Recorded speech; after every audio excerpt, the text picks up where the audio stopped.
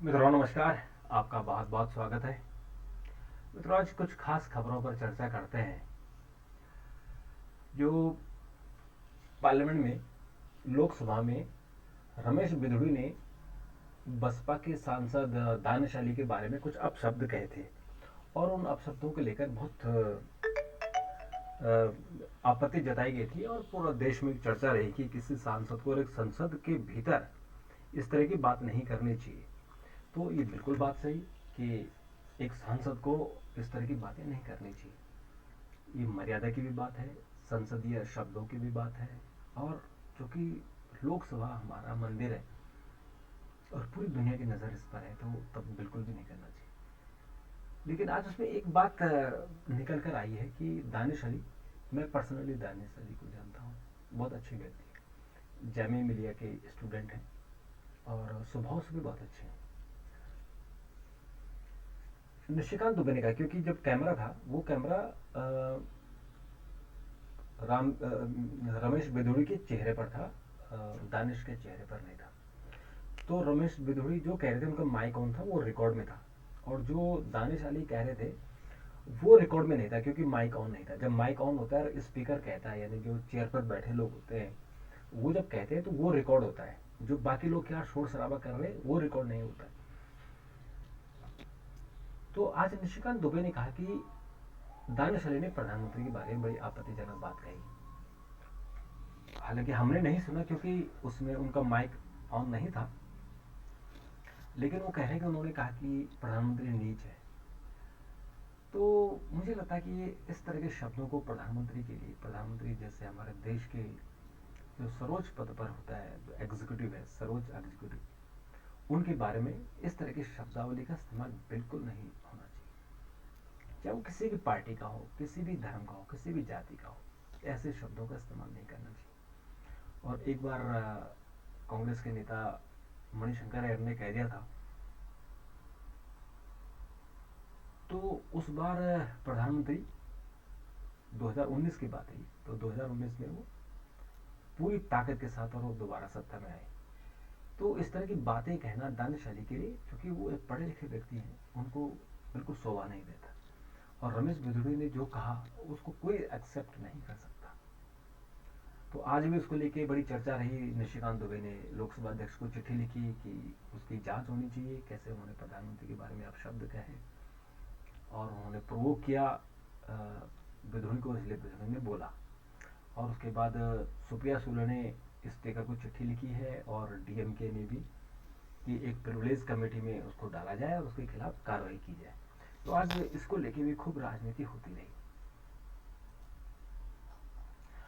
और इसके अलावा मित्रों, ये तो रही वैसी बात कि आज चीन वो इशू बड़ा गंभीर रहा और ये गंभीर होना भी चाहिए क्योंकि प्रधानमंत्री ने जब चर्चा की थी, जब प्रधानमंत्री ने नए संसद भवन की चर्चा की शुरुआत की थी, तब उन्होंने कहा था कि आपकी जो भाषा है, आपके जो व्यवहार है, आपकी गरिमा है, ये तय करेगा कि कौन सरकार में रहेगा, कौन नहीं रहेगा। तो जब प्रधानमंत्री ने बोला उसके तुरंत बाद ही रणबीर सिंह बिधूड़ी ने कमेंट करना शुरू कर दिया था। प्रधानमंत्री वहीं बैठे हुए थे, हम वहीं थे, तो बिधूड़ी ने वहीं बोलना शुरू कर दिया था, चिल्लाना शुरू कर दिया था। तो फिर अधीर रंजन चौधरी ने कहा भी, उन्होंने कहा कि अभी आपके प्रधानमंत्री ने कहा कि आपका व्यवहार तय करेगा, आप इस तरह का व्यवहार करते हो। तो जो लोग बैठे हुए थे बीजेपी के, उन्होंने बिधूड़ी को बिठाया और अगले दिन फिर बिधूड़ी ने जो कहा वो सारी दुनिया ने सुना और जिस तरह से पूरी दुनिया में बिधूड़ी के कमेंट को लेके बातचीत चल रही है। तो ये तो रही दिल्ली की राजनीति के बारे में। अब मित्रों चलो चीन की तरफ चला जाए। आज चीन की जो चीन का शहर है ग्वांगझू, और इस ये झांगझू, इसका जो नाम है ये है झांगझू।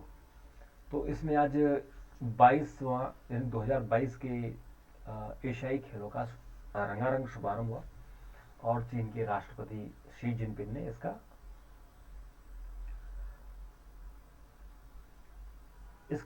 उद्घाटन किया। और जो ध्वजवाहक थे वो लवनिना बोरगोहेन, जो बॉक्सर है हिंदुस्तान की, बहुत मेडल उन्होंने जीते हैं, उनके रहे, और हरमीत सिंह,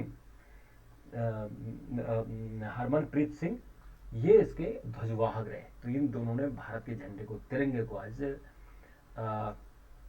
झांगझोंग में फहराया और देश का मान बढ़ाया। इन्होंने, जैसे मैं भी सुन रहा था, लवनीना बोरगोहिन को, इन्होंने कहा कि हम खूब मेडल लेके आएंगे देश के लिए।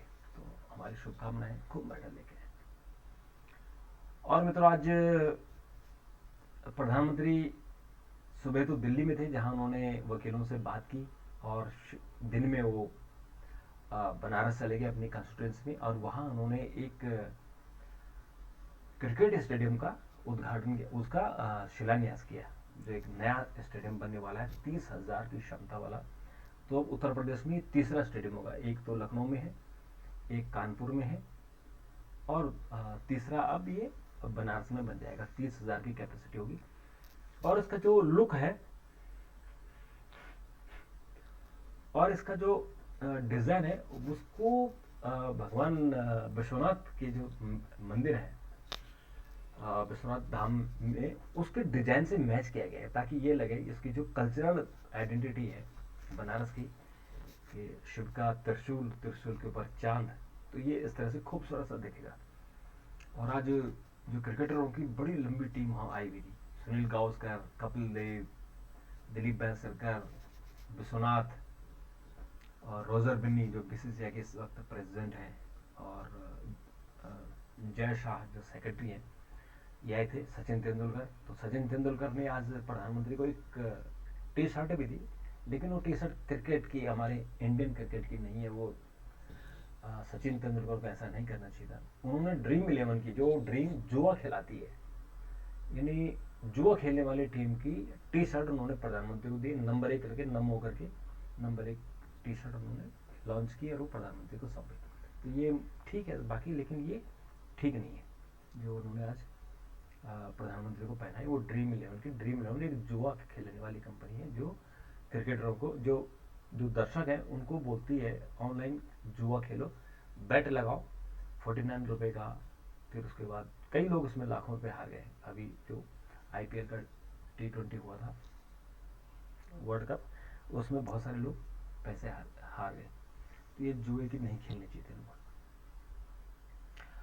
और मित्रों, उसके बाद हेमंत बिस्व शर्मा की पत्नी ने 10 करोड़ रुपए का मानहानि का मुकदमा गौरव गोगोई पर किया है, क्योंकि गौरव गोगोई ने कहा कि हेमंत बिस्व शर्मा की पत्नी ने कुछ सरकारी फंड का मिसयूज किया है। तो उसके बाद इन पर मुकदमा इन्होंने दर्ज कर लिया है। और आज पूर्व राष्ट्रपति रामनाथ कोविंद की घर पर मीटिंग हुई, और ये मीटिंग है वन नेशन वन इलेक्शन को लेकर। तो उन्होंने आज की मीटिंग में तय किया कि सभी राजनीतिक दलों को बुलाएंगे, बात करेंगे, और दूसरा विधि आयोग को भी बुलाएंगे, यानी जो लॉ कमीशन है उसको भी बुलाएंगे, उसकी भी सलाह लेंगे। और उसके बाद फिर तय करेंगे कि एक चुनाव, एक पूरे देश में एक साथ चुनाव कैसे हो सकते हैं। आपको बता देंगे 1968 तक ऐसा था, पर इंदिरा गांधी ने 1968 के बाद उन्होंने राज्यों की सरकारों को गिराना शुरू किया, और उसके बाद से फिर वो सारा सर्किल, जो चक्र था, वो टूट गया।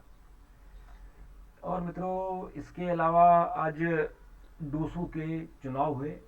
Delhi Delhi university students union का ये बहुत प्रतिष्ठित चुनाव होता है, और इसमें इस बार भी एबीपी ने परचम लहराया है, 3 सीटों पर कब्जे किया है। एक सीट एनएसयूआई को मिली है उपाध्यक्ष की, और जो उसके प्रेसिडेंट हैं, प्रेसिडेंट तुषार डेका जीत गए हैं, उनको 23,000 वोट मिले हैं। जो एनएसयूआई के थे हितेश,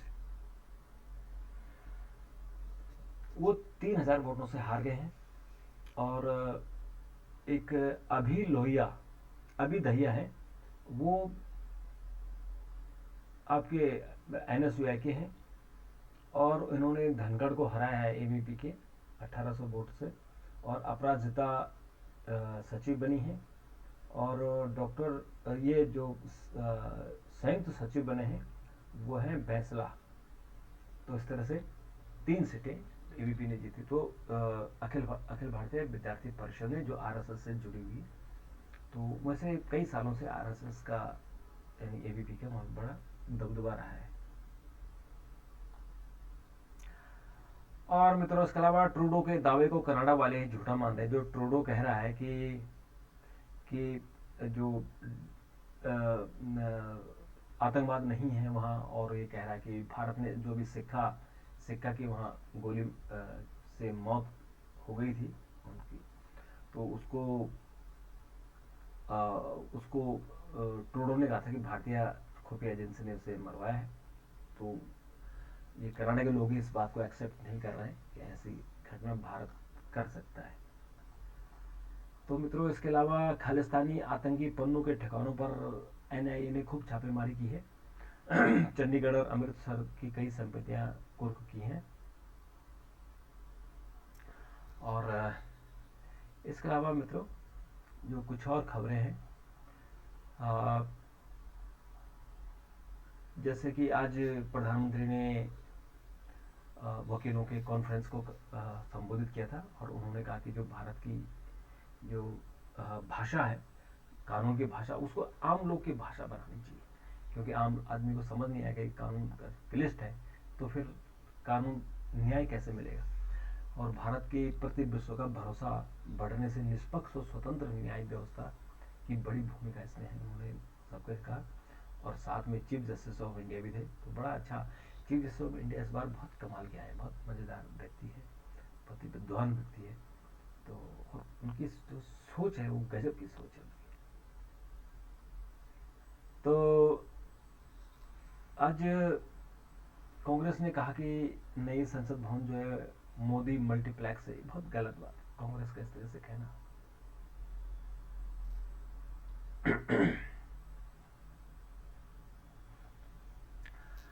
और मित्रों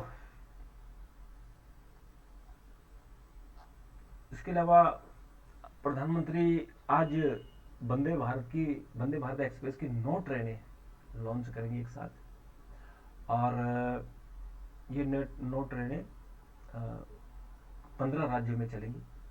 और इससे जो स्पीड है कि लोग जल्दी एक से दूसरे स्थान पहुंचे, उस दिशा में प्रधानमंत्री काम कर रहे हैं। तो वंदे भारत आज बड़ी डिमांडेड ट्रेन है ये। और इसके अलावा मित्रों जो एशियन गेम्स की है उसमें डिजिटल आतिशबाजी हुई है ताकि पोल्यूशन न रहे। और उसके कल सुबह से इसमें प्रॉपर तरीके से खेल शुरू हो जाएगा। और उसके अलावा मित्रों बाकी जैसे इस पर और डेवलपमेंट होता है तो हम उस पर फिर बात करते हैं और फिर आपको नई नई जानकारी देते रहेंगे। तो मित्रों अभी के लिए इतना, फिर आपसे मुलाकात होगी, तब तक के लिए नमस्कार, थैंक यू, धन्यवाद।